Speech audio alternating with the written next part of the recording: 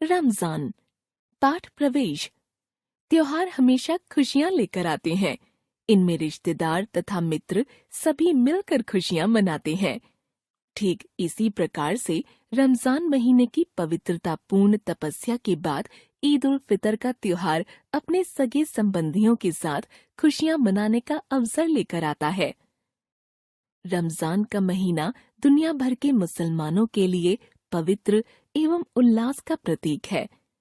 यह महीना व्यक्ति को आने वाले 11 महीनों के लिए आत्मनियंत्रण तथा अनुशासन सिखाता है।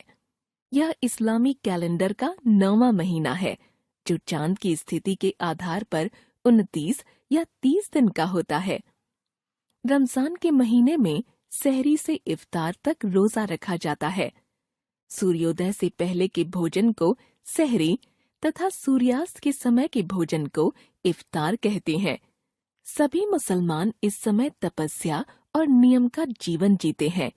बच्चे, वृद्ध, बीमार अथवा किसी यात्रा पर रहने वाले व्यक्ति को रोजा न रखने की छूट है। अन्यथा सभी वयस्कों को रोजा रखना अनिवार्य होता है।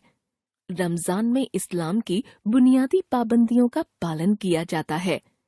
इस दौरान रात के समय पढ़ी जाने वाली नमाज ऐशा का महत्व और भी बढ़ जाता है। इस महीने में व्यक्ति को आत्मानुशासन में रहना चाहिए।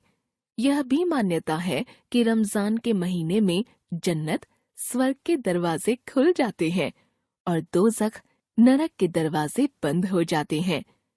रमजान के दौरान लैलत अल कद्र की रात सबसे महत्वपूर्ण मानी जाती है। कुरान में कहा गया है कि यह रात 1000 महीनों की इबादत से बेहतर होती है। ऐसा विश्वास है कि यह रात रमजान के आखिरी 10 दिनों की विषम रातों में यानी 21वीं, 23वीं, 25वीं, 27वीं या 29वीं रात को होती है। रमजान के अंत में विशेष उत्सव मनाया जाता है।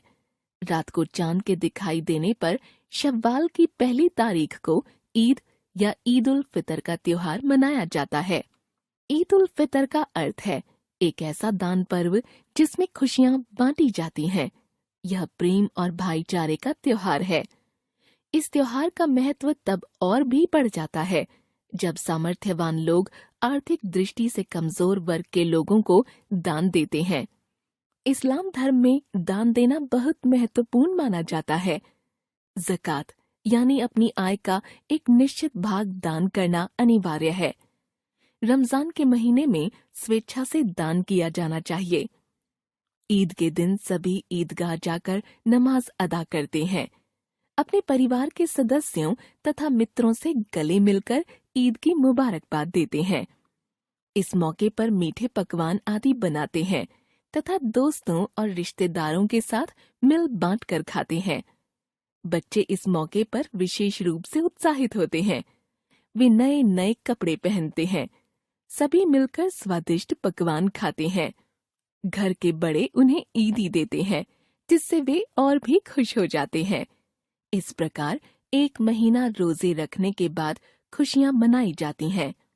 कई इस्लामिक देशों में रमजान के महीने में सार्वजनिक स्थानों पर रोशनी की जाती है। मस्जिदों, घरों, शॉपिंग मॉल, व्यापार केंद्रों आदि स्थानों को विशेष रूप से सजाया जाता है। सच ये है कि पूरा महीना तपस्या करने के बाद ही ईद की खुशियां मनाई जाती हैं।